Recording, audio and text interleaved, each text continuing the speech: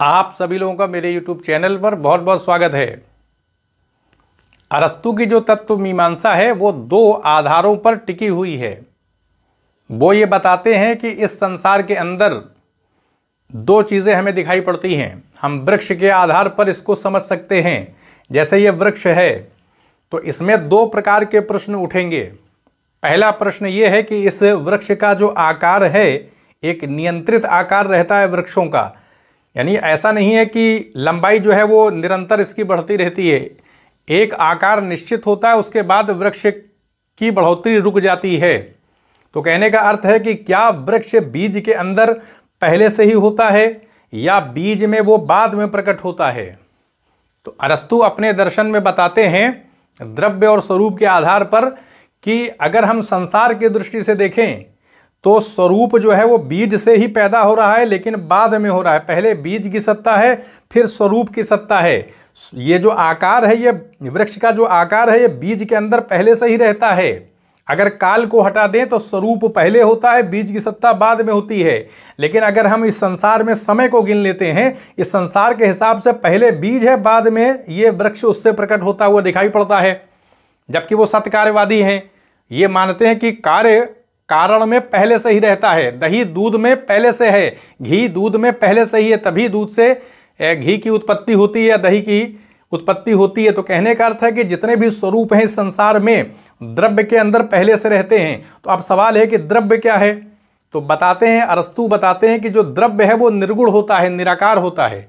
वो एक प्रकार की संभावना होती है। अगर हम क्वालिटी को हटा दें, द्रव्य से हटा दें, तो द्रव्य कैसा हो जाएगा? निराकार, क्योंकि उसमें कोई स्वरूप तो निर्मित हुआ नहीं है, इसलिए वो निराकार है। स्वरूप के आधार पर ही हम द्रव्य को जान पाते हैं। संसार में जितनी चीज़ें हैं उनका कोई ना कोई एक आकार दिखाई पड़ता है जिसके जरिए हम चीज़ों को देख पाते हैं।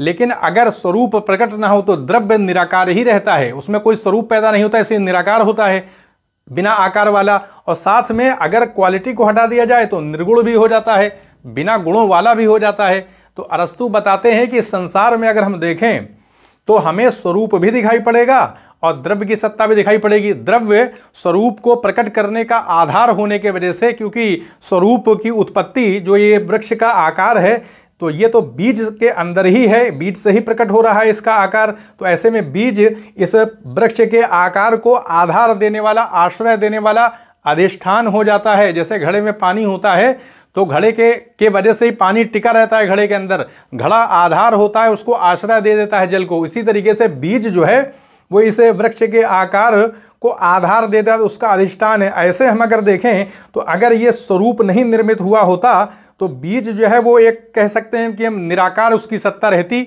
यानी कहने का अर्थ है कि हालांकि बीज में भी एक आकार दिखाई पड़ता है, लेकिन जो वृक्ष के तौर पर अगर हम संबंध की दृष्टि से देखें तो वृक्ष बीज के अंदर पहले से ही होता है। तो ये बताते हैं कि काल को हटा दिया जाए तो वृक्ष पहले होता है, बीज की सत्ता बाद में होती है। दोनों को, यानी स्वरूप को और द्रव्य को अलग नहीं किया जा सकता, इनसेपरेबल होते हैं दोनों, सेपरेट नहीं किया जा सकता स्वरूप को आकार से। ये अपृथक होते हैं, दोनों साथ साथ रहते हैं। विशुद्ध द्रव्य और विशुद्ध स्वरूप का दर्शन नहीं होता है।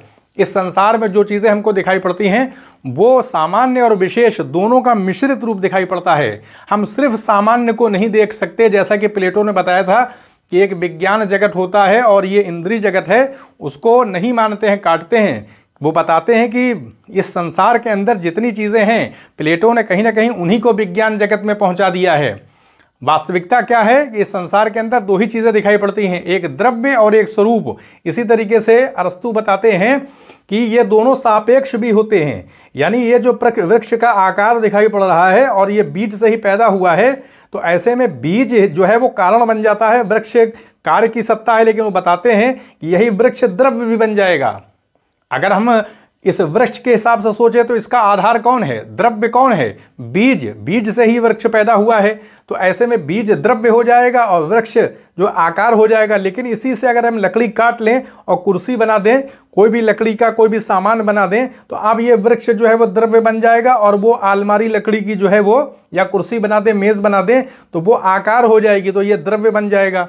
तो कहने का मतलब है दोनों आपस में सापेक्ष हैं, बदल जाते हैं। द्रव्य स्वरूप बन जाता है, स्वरूप द्रव्य बन जाता है। क्योंकि अगर इस पेड़ से लकड़ी काट करके अलमारी बना दें तो अलमारी का जो आकार हुआ उसके लिए पेड़ द्रव्य बन जाएगा। तो इस तरह से बताते हैं कि इस तरह से परिवर्तन होता रहता है। ये दोनों यानी द्रव्य और आकार परिवर्तनशील हैं, स्थिर नहीं है। कहने का अर्थ ये है कि इन दोनों के संबंधों में परिवर्तन दिखाई पड़ता है, अलग अलग रूप में ये स्थिर नहीं है, परिवर्तनशीलता दिखाई पड़ती है। और यही परिवर्तनशीलता हम देखें कहीं ना कहीं बौद्ध दर्शन में भी दिखाई पड़ती है कि क्षणिकवाद का जो सिद्धांत दिखाई पड़ता है, परिवर्तन होता रहता है।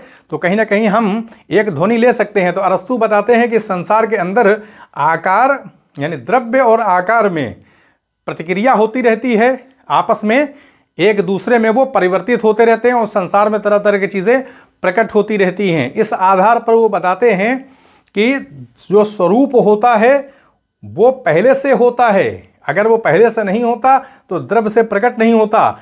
जो विकास की प्रारंभिक अवस्था है वो बताते हैं वो निराकार होती है, क्योंकि विकास की प्रारंभिक अवस्था में कोई स्वरूप प्रकट नहीं होता है। लेकिन जब स्वरूप फॉर्म्स पैदा होते हैं तब एक विकास की प्रक्रिया चलती है और लगातार ये चलती चली जा रही है, तरह तरह के स्वरूप पैदा होते चले जा रहे हैं। पहले जो चीज़ें नहीं थी आज हमको दिखाई पड़ रही है, आविष्कार होते चले जा रहे हैं। तो बताते हैं कि एक ऐसी अवस्था आएगी, एक ऐसा स्वरूप उत्पन्न होगा, यानी अंतिम अवस्था जो होगी वो ईश्वरीय स्वरूप की होगी। वो बताते हैं कि आदि में भी ईश्वर की सत्ता है, अंत में भी ईश्वर की सत्ता है, बीच में ये जगत है। यानी स्वरूप की दृष्टि से अगर देखा जाए तो पदार्थ के अंदर ईश्वर की सत्ता पहले से ही है, मौजूद है स्वरूप के रूप में। क्योंकि ये जो विकास हो रहा है, तरह तरह के स्वरूप इस संसार में पैदा हो रहे हैं, तो ये जो पैदा हो रहे हैं तो पहले से ही हैं संभावना के तौर पे। क्योंकि द्रव्य जो होता है वो संभावना है और जो स्वरूप पैदा हो गया तो वास्तविकता आ गई। तो संभावना और वास्तविकता में अंतर यही है। अगर सिर्फ द्रव्य की बात की जाए तो अगर क्वालिटी हटा दिया तो निराकार होता है, लेकिन अगर उससे कोई स्वरूप पैदा हो जाए तो अब वो विशेषता उसके अंदर आ गई, क्वालिटी आ गई, एक वृक्ष पैदा हो गया। तो कहने का अर्थ ये है कि विशेषता के आधार पर भेद पैदा हो जाता है। संसार की वस्तुओं में हम अंतर कर पाते हैं और वो भेद स्वरूप के वजह से होता है। और स्वरूप जो है वो अपनी अपनी विशेषता लेकर के उस द्रव्य से प्रकट होता है। तो इस संसार में हमें इसीलिए तरह तरह की विविधता दिखाई पड़ती है, क्योंकि स्वरूप की अपनी अपनी विशेषता होती है, अपना अपना आकार प्रकार होता है और द्रव्य उसको आश्रय प्रदान कर देता है। तो ये बात दिखाई पड़ रही। तो ऐसे में हम कह सकते हैं कि अरस्तु बताते हैं कि जो अंतिम अवस्था होगी स्वरूप प्राप्त करने की, विकास की, वो ईश्वर की ही प्राप्ति होगी। तो जगत बीच में है, पहले भी ईश्वर की सत्ता है। द्रव्य में स्वरूप कहा जाए कि अनुस्यूत है सत्ता, वो पहले से ही वो मौजूद है, ईश्वर की सत्ता पहले से ही है। और ये तरह तरह के स्वरूप उसी द्रव्य में प्रकट हो रहे हैं। तो पहले भी ईश्वर की सत्ता है, अंत में भी ईश्वर की सत्ता है। क्योंकि हम ये नहीं कह सकते कि ईश्वर की सत्ता सिर्फ अंत में आएगी, ये तो संसार की दृष्टि से हम ऐसा सोच रहे हैं। पहले से ही ईश्वर की सत्ता स्वरूप की दृष्टि से है, क्योंकि अगर टाइम को हटा दिया जाए तो पहले से ही ईश्वर की सत्ता होगी। और ये विकास जो हो रहा है वो भी ईश्वर का ही स्वरूप, कहीं ना कहीं उत्कृष्ट जो उच्चतम अवस्था होगी विकास की, स्वरूप की, उसमें ईश्वर की ही प्राप्ति होगी। उसी का परम स्वरूप, जिसको परम शुभ कहा गया है, प्लेटो ने जिसको सच्चिद आनंद स्वरूप कहा है, उसी की प्राप्ति होगी। तो इस आधार पर अरस्तु अपने सिद्धांत को पेश करते हैं। वो ये बताते हैं, अपना देते हैं कि एक मटेरियल कॉज देते हैं, यानी उपादान कारण वो बताते हैं। 4 प्रकार के कारणों को फिर 2 में वो मतलब 2 में सीमित कर देते हैं। तो ये उपादान कारण है। जैसे घड़ा बनाना है तो मिट्टी उपादान कारण हो जाती है। इसी तरीके से अगर हम देखें इफिशियंट कॉज है, ये निमित्त कारण है। मिट्टी से घड़ा बनाने वाला कोई होना चाहिए, कुम्हार के जरिए बनाया जाता है तो बनाने वाले की भी सत्ता है। इसी तरीके से फॉर्मल कॉज है, जिसको कि स्वरूप कारण कहा गया है। जब घड़ा बन जाता है तो एक स्वरूप ले लेता है।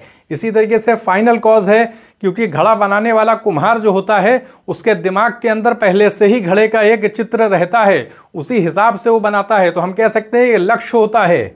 और ये जो फॉर्मल कॉज है, स्वरूप कारण है, ये माइंड में रहता है, ये दिमाग में रहता है कुम्हार के, और उसी हिसाब से वो बना देता है। तो फाइनल कॉज हो जाता है लक्ष्य कारण, यानी वो चीज़ सिद्ध हो जाती है। तीनों को एक में ही सीमित करके मटेरियल कॉज दे देते हैं, यानी एक द्रव्य ले लेते हैं और एक स्वरूप ले लेते हैं। दोनों के आधार पर वो अपने सिद्धांत को पेश करते हैं और बताते हैं कि इस संसार के अंदर हम विशुद्ध द्रव्य को और विशुद्ध स्वरूप को नहीं प्राप्त कर सकते।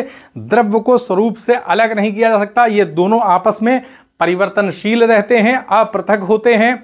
द्रव्य एक संभावना होती है, उसमें तरह तरह के स्वरूप पैदा होते रहते हैं, तो वास्तविकता में प्रकट होते रहते हैं। विकास की अवस्था चलती चली जा रही है और ये ईश्वर की तरफ ये बढ़ती हुई जा रही है। अंतिम रूप में हम कह सकते हैं कि ईश्वर के ही सत्ता को, ईश्वर के ही परम स्वरूप को प्राप्त करने की तरफ ये विकास हो रहा है। तो इसी तरह से हम ये देखें कि सत्कार्यवादी क्योंकि है वो, तो मान लेते हैं कि सारे स्वरूप द्रव्य के अंदर पहले से ही होते हैं और वो विकास की अवस्था में प्रकट होते चले जा रहे हैं। तो इस तरह से अरस्तु के अगर दर्शन को देखें तो उनका विकासवाद कहीं ना कहीं सा उद्देश्य है, उद्देश्य के साथ हो रहा है, एक लक्ष्य के साथ हो रहा है। सारी चीज़ें, जितनी चीज़ें द्रव्य से प्रकट होनी है वो प्रकट होती चली जाएंगी और उसका एक परिष्कृत स्वरूप है हमारे सामने आता चला जाएगा समय के साथ, और अंतिम जो स्वरूप होगा वो परम शुभ यानी ईश्वर की ही प्राप्ति ये विकास की अवस्था में होगी, जो अंतिम अवस्था है। क्योंकि ईश्वर का जो स्वरूप है, उसका जो कह सकते हैं कि उसकी जो सत्ता है वो पहले से ही द्रव्य के अंदर मौजूद है। तो ये अपना सिद्धांत उन्होंने दिया है। प्लेटो से थोड़ा सा मतभेद उन्होंने प्रकट किया है, क्योंकि जो प्लेटो का जो विज्ञान जगत है वो कहीं ना कहीं इस संसार के जगत से अलग हो जा रहा है। प्लेटो ने बताया है कि संसार की जो वस्तुएं हैं उनका एक नमूना, उनका एक ढांचा विज्ञान जगत में पहले से ही मौजूद है और उसी विज्ञान जगत के आधार पर हम कह सकते हैं इस संसार के पदार्थ निर्मित हुए हैं। ऐसे में विज्ञान जगत की अभिव्यक्ति ये संसार का जगत है, इंद्रिय जगत जिसको उन्होंने कहा है। अगर हम अरस्तु के देखें तो अरस्तु बताते हैं ऐसी कोई बात नहीं है, जो विज्ञान जगत है वही स्वरूप का ही जगत है और वो जो स्वरूप है वही सामान्य है और वो द्रव्य के अंदर संभावना के यानी कह सकते हैं कि वास्तविकता के दृष्टि से पहले ही द्रव्य के अंदर वो अनुस्यूत हैं, मौजूद हैं। जैसे घड़े में पानी भरा होता है उसी तरह से तरह तरह के आकार द्रव्य के अंदर रहते हैं। द्रव्य जो है वो संभावना होता है, एक शक्ति है वो, क्योंकि उसी शक्ति से जो है वो तरह तरह की चीज़ें प्रकट होती हैं। ये बात सही है कि जो स्वरूप होता है वही कहीं ना कहीं प्रेरक होता है, वही जो है वो द्रव्य को दिशा देने का काम करता है। तो द्रव्य के अंदर तरह तरह के स्वरूप प्रकट होते चले जाते हैं। इस तरह से हम कह सकते हैं कि संसार की वास्तविकता को अरस्तु जो है कहीं ना कहीं स्थापित करने का प्रयास करते हैं, क्योंकि प्लेटो के हिसाब से सारी चीज़ें इंद्रियातीत यानी विज्ञान जगत में चली जाती हैं, तो कहीं ना कहीं ये जो वस्तु जगत है ये हीन साबित होने लगता है। जबकि अरस्तु अपने दर्शन के हिसाब से द्रव्य और स्वरूप के सिद्धांत के आधार पर इस जगत को भी स्थापित करते हैं और सामान्यों की सत्ता को भी स्थापित कर देते हैं, बता देते हैं कि द्रव्य से स्वरूप को अलग नहीं किया सकता, दोनों आपस में रिलेटिव भी होते हैं, यानी सापेक्ष भी हैं, परिवर्तन होता रहता है, द्रव्य स्वरूप में बदल जाता है, स्वरूप द्रव्य में बदल जाता है। तो ये दर्शन अरस्तु का दिखाई पड़ता है। तो यहीं पर अनुमति दें, चैनल को सब्सक्राइब भी करें, शेयर भी करें। आप सभी लोगों का बहुत बहुत धन्यवाद।